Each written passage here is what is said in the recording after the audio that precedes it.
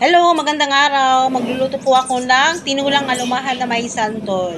Ayan lang po ang aking mga sangkap. Dito sa isang malinis na kawali, nakalagay na po ang mga sangkap. Sibuyas,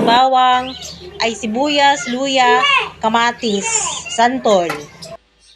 At pag kumulo na po, ilalagay ko na po ang isdang alumahan. Lutuin ko ulit siya ng another 15 minutes.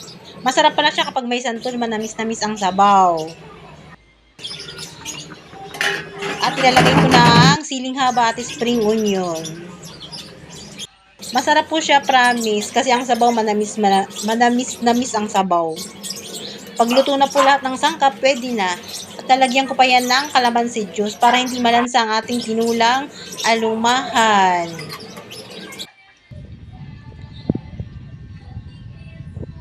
Kunting calamansi lang po.